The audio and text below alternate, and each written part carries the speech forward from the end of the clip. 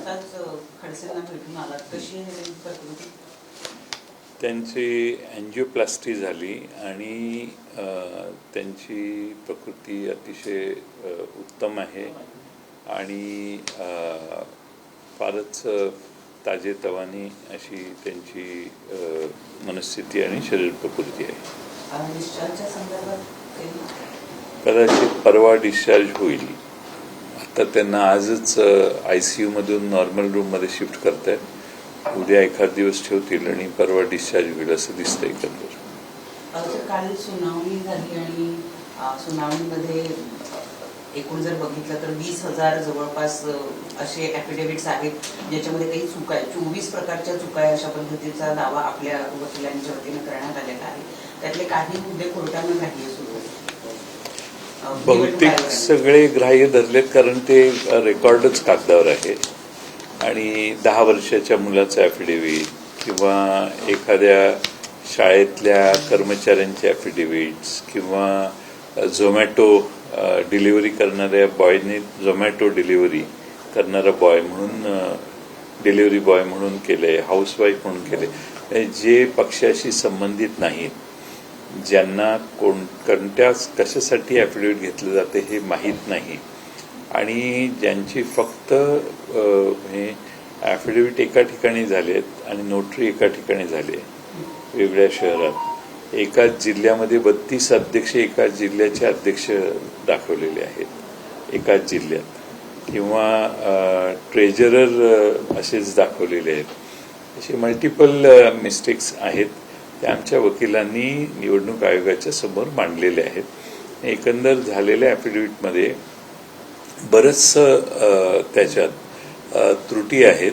म्हणजे ज्यांनी ॲफिडेव्हिट केले त्यांना ते माहिती आहे किंवा नाही इथपर्यंत शंका यावी अशा स्वरूपाचे आक्षेप आमच्या वकिलांनी घेतले असं मी ऐकलं. मी काही उपस्थित नव्हतो पण हे मी प्रसारमाध्यमातूनच वाचलं. कालचा हा युक्तिवाद जो आहे तो आपल्या पथ्यावर पडेल आणि निकाल जो आहे तो आपल्याच बाजूने लागण्याची परिस्थिती असं वाटतं. असं आहे की ॲफिडेव्हिट्स जे करण्यात आलेले आहेत त्या ॲफिडेव्हिट्समधले जर बरेचसे ॲफिडेव्हिट खरे नाहीत किंवा बोगस आहेत असं जर निवडणूक आयोगाला वाटलं आणि वाटेलच कारण ते कागदावरच आहे तर ती गंभीर बाब आहे आणि पक्षातल्या लोकांचा पक्ष वेगळ्या बाजूला आहे आणि ही सगळे ॲफिडेव्हिट करणारी लोक कोणीतरी वेगळेच आहेत, पक्षाशी संबंधित नाहीत असं निवडणूक आयोगाने गृहीत धरायला हरकत नाही अशी परिस्थिती दिसते. आता पाहू काय होतंय.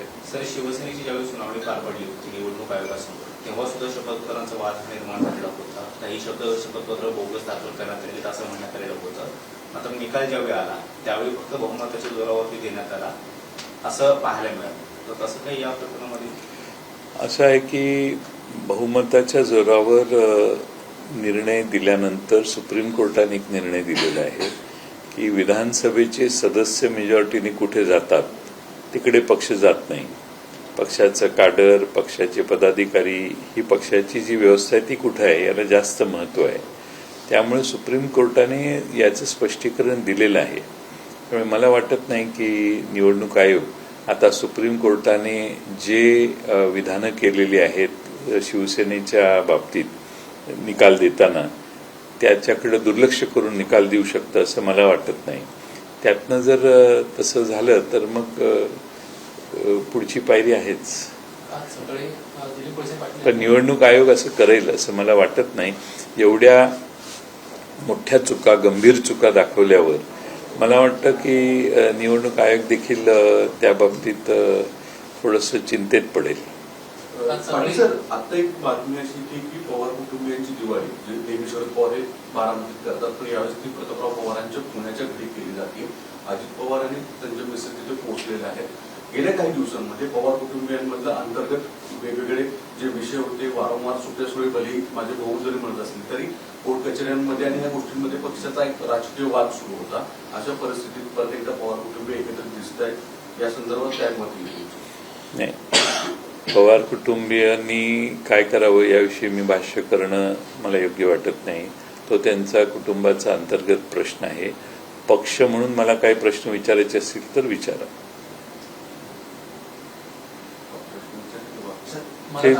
तो प्रश्न थांबून तुम्ही प्रश्न काढला. तुम्ही आत्ताच चटकन दार उघडून आला आणि अतिक्रमण केलं यांच्या अधिकारांवर.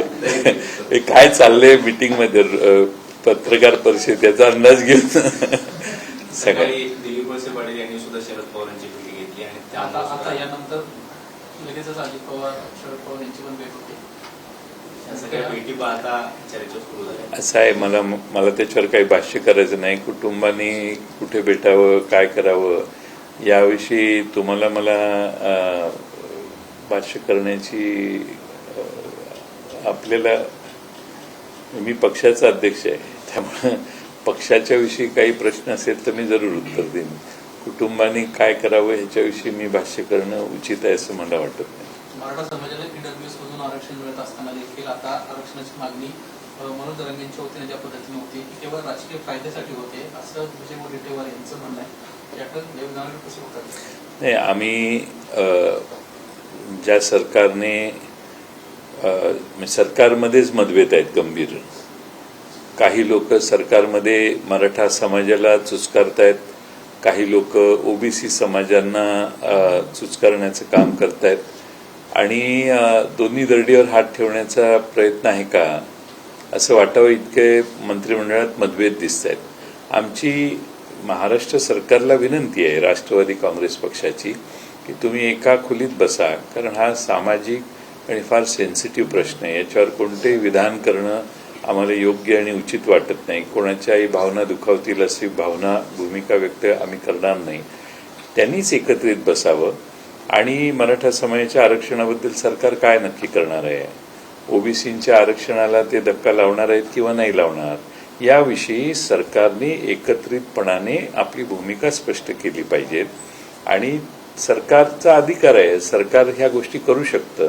सरकारचं दिल्लीतही सरकार आहे आणि महाराष्ट्रातही सरकार आहे, म्हणून ते डबल इंजिनचं सरकार म्हणत होते. आता ट्रिपल इंजिनचं सरकार झालेलं आहे. त्यामुळं हे दोन महत्वाचे प्रश्न महाराष्ट्रातले, परत धनगर समाजाचा आरक्षणाचा प्रश्न आहे, इतरही प्रश्न आरक्षणाच्या बाबतीत गंभीर आहेत. सरकारने एका कॅबिनेटमध्ये ह्या सगळ्यांचा सर्वकष विचार करावा आणि सरकारच्या मुख्यमंत्र्यांनी मांडलेली बाजू आणि सरकारमधल्या एका ज्येष्ठ मंत्र्यांनी वेगवेगळ्या ठिकाणी महाराष्ट्रातल्या जाऊन प्रदर्शित केलेली आपली मतं ही जुळवावीत.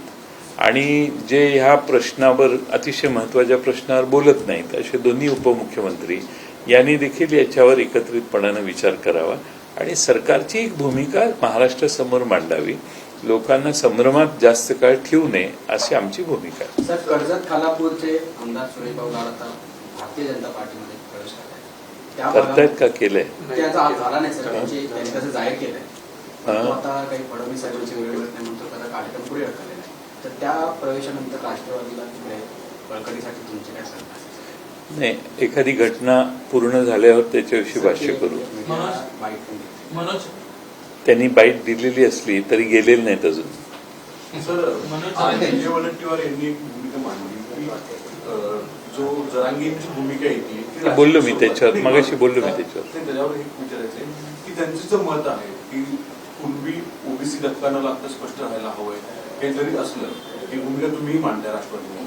मुद्दा असा उपस्थित करतो की जरांगेंना राजकीय बोलवता धनिक आहे अशा स्वरूपाचे जे वाक्य वापरतायत आता वडेट्टीवार, कुठे ना कुठेतरी ओबीसीची स्वतःची वोट बँक स्ट्रॉंग करण्यासाठी काँग्रेसची भूमिका घेते का? कारण की भुजबळांनी जी भूमिका घेतली, कालांतराने 2 दिवसांनी आता वडेट्टीवार त्यावर जात आहेत, त्या लाईनवर जात आहेत आणि जरांगेंच्या विरोधात आता उघड स्वरूपात भाष्य करत आहेत.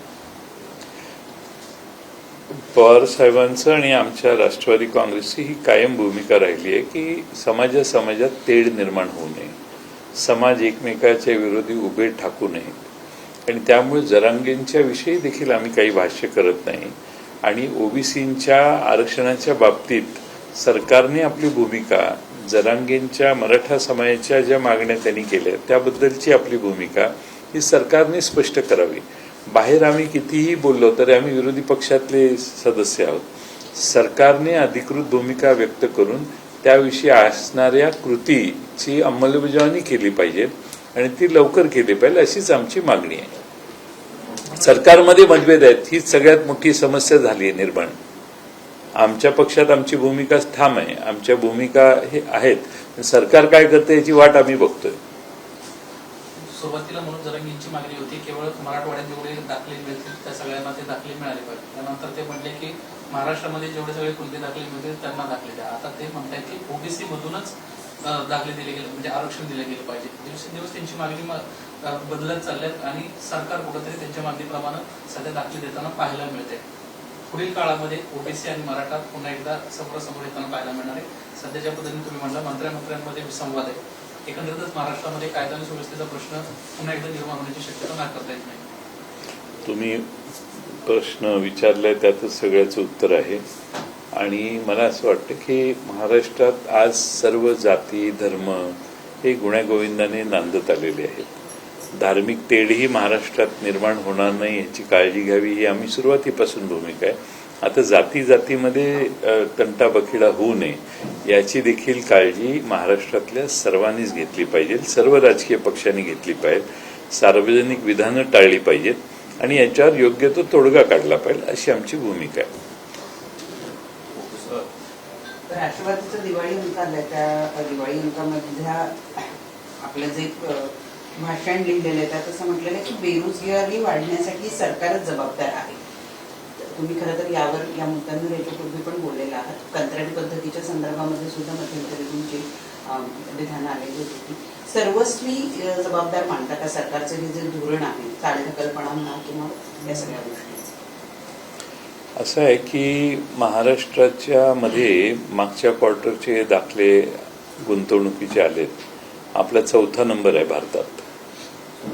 गुजरात सारखं राज्य मला वाटतं 1 नंबरला 2 नंबरला गेलेलं आहे. त्यामुळे आपण गुंतवणुकीकडे फार दुर्लक्ष केलेलं आहे. आपण आपल्या इव्हेंट करण्यातच एवढे मशगूल आहोत आणि महाराष्ट्रातल्या राजकीय परिस्थिती नियंत्रणाखाली आणण्याचा प्रयत्न करण्यासाठी सरकारचा एवढा वेळ जातोय की महाराष्ट्राचा प्रोग्रेस बघण्यासाठी महाराष्ट्रात देशात येणारे गुंतवणुकी महाराष्ट्रात जास्त यावेत म्हणूनचे जे प्रयत्न आहेत ते कुठेतरी कमी पडत आहेत. आणि महाराष्ट्रात आणि देशात आता बेरोजगारीचा दर महाराष्ट्रात जास्त आहे, पण ओव्हरऑल देशातला बेरोजगारीचा दर आता 10.09% झाला आहे. म्हणजे या देशात ते एवढ्या मोठ्या प्रमाणात हे रेकॉर्डवर असणारे बेकारीचे आकडे आहेत. त्यामुळं याच्यापेक्षा जास्त बेकारी असणार आहे आणि त्यामुळं ही खरंच चिंतेची बाब आहे. आणि महाराष्ट्रात विशेषतः गुंतवणुकी वाढल्या पाहिजेत असा आपला आग्रह असला पाहिजे. कोण जबाबदार, अर्थमंत्री का उद्योग मंत्री? नाही, शेवटी काय आहे ते टीम वर्क असतं. मी कुठल्या एका मंत्र्यांना जबाबदार धरणार नाही आणि तसं धरण्यात अर्थही नाही. सरकारची धोरणं, सरकारच्या पॉलिसीज या दुसऱ्या राज्यातल्या पॉलिसीज बरोबर कम्पीट करत नाहीत असा त्याचा अर्थ. किंवा मग महाराष्ट्रातलं वातावरण शांततेचं, तणावमुक्त कदाचित गुंतवणूकदारांना वाटत नसेल आणि म्हणून गुंतवणूकदार दुसरीकडे ऑप्शन देतात. कालच मी कोणाकडे तरी रात्री होतो पुण्यात, त्यांनी सांगितलं की एका राज्याचं नाव घेऊन की तिथं नुसतं कळवलं तरी जमीन, वीज, पाणी पटापट पटापट 15 दिवसात सगळं तुमच्या हातात आणून देतात. पण इथं महाराष्ट्रात तशी पद्धत नाही आहे. त्या गुंतवणूकदारालाच हेलपाटे घालावे लागतात. हे जोपर्यंत बदलत नाही महाराष्ट्रात आणि ब्युरोक्रेटिक अडथळे जोपर्यंत दूर होत नाही तोपर्यंत गुंतवणुकीचा रेट वाढणार नाही. आज देशामध्ये सर्व राज्य जागे झालेले आहेत. त्यामुळं मंत्र्यालाच भेटलं पाहिजे, मुख्यमंत्र्यांनाच भेटलं पाहिजे, कुठली बाह्य शक्ती असेल त्या सरकारला नियंत्रण करणारी त्यांनाच भेटलं पाहिजे. हे जे जोपर्यंत आपण सोपस्कारात अडकलेलो आहोत तोपर्यंत आपलं राज्य मागेच राहणार आणि दुसऱ्या राज्यामध्ये तशी परिस्थिती नाही आहे.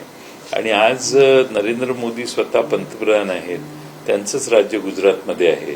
त्यामुळं पहिली अपॉर्च्युनिटी गुजरातला मिळणं स्वाभाविक आहे. मी असं म्हणणार नाही की देशाचे पंतप्रधान महाराष्ट्राचे असते तर त्यांनी इथेच केलं असतं. पण गुजरातमध्ये गुंतवणूक जास्त जाते, याचा अर्थ गुजरातपेक्षा आपण जास्त कॉम्पिटिटिव्ह व्हायला पाहिजे. त्यामुळे आपलं ऍडमिनिस्ट्रेशन इम्प्रूव्ह केलं पाहिजे. आपल्या स्वागत करण्याच्या पद्धती गुंतवणूकदारांच्या देशातल्या कोणत्याही राज्यापेक्षा जास्त इफेक्टिव्ह पाहिजेत. पण मला तसं होताना दिसत नाही आणि त्याचं रिफ्लेक्शन हे बेरोजगारीत आणि कमी गुंतवणूक होण्यावर व्हायला लागले असं मला वाटतं. आणि ही चिंतेची बाब आहे. आम्ही सगळे राजकारणात या बाकीच्या सगळ्या याच्यात एवढी गुंतलेलो आहोत की फार मोठ्या प्रमाणात बेरोजगारी वाढलेली आहे. अजितदादा मुख्यमंत्री झाले तर तुमचा पाठिंबा असेल? तुम्ही करताय त्यांना